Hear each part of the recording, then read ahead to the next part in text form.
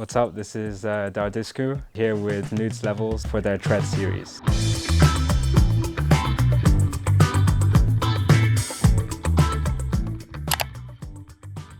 I think 90% of the time it'll start out in a rehearsal space with Mars on a bass guitar or a bass synth, like a Korg or something, and then me playing drums.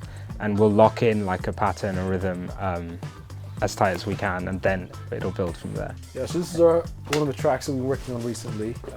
It's inspired by 70s, 60s? 60s, 70s, Turkish psychedelic, so think like Mhatre, think Selda, think there's so many like artists that I could probably name right now, but yeah, we went through a huge phase of listening to Turkish music, and this is a little nod to that. Yeah, so we'll probably start off by talking about the drums in the track. Yeah, I think the drums is kind of the the basis of this track. So why don't we play a little bit of that over here? Do you remember what drum sound you used? What kit you used? Yeah. So it's got that real kind of thumpy, thumpy, like crunchy. It's a vintage Ajax kit. So yeah, use some really dark Zildjian cymbals, which are Turkish cymbals, and Istanbul I got, which I bought in Turkey. So nice. It's the source sound. But it sounds like magic once you introduce the bass on top, and everything kind of locks in together. Yeah. So we bring that up for a sec.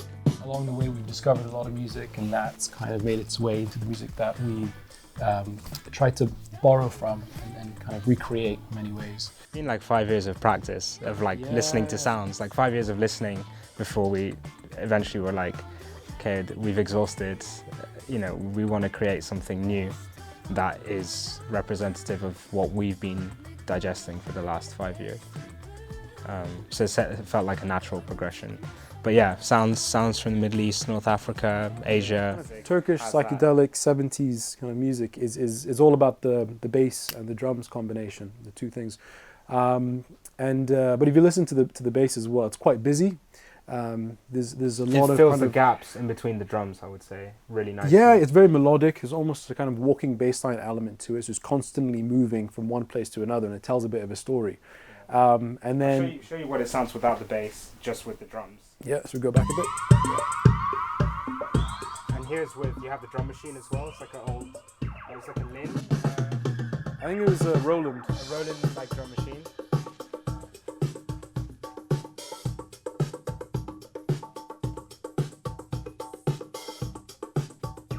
And I wanted to have like a downbeat going, just keeping it 4.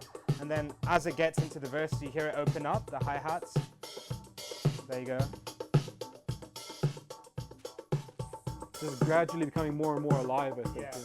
And now when the bass comes in, it's the glue to everything together. A special formula to creating our music.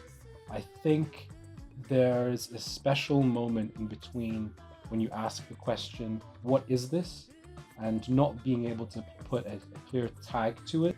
That means that you're doing something that's novel, that's a little bit strange and a little bit uncomfortable. And it's between that moment and dancing around in the room, bobbing your head, being unable to sit still. That's kind of the golden moment where you've created something special that's unlike things that have come before it. And yeah, it's still infectious. You still want to move with this. I could hear this melody in my head, and Mazen had already started jamming some ideas. And the moment I heard it, I thought of like this kind of almost sinister, like evil sounding, like final boss Mortal Kombat moment. That's exactly what he was whispering in my ear. Yeah, I was like, make it sound dark and evil.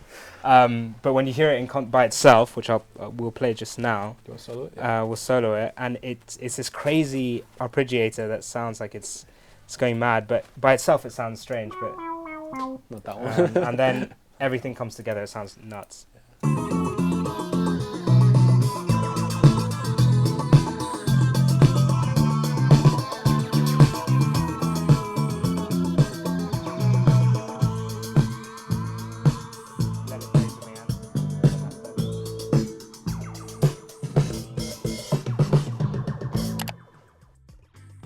Yeah, shout out Noods Levels, Hum Studios, shukran.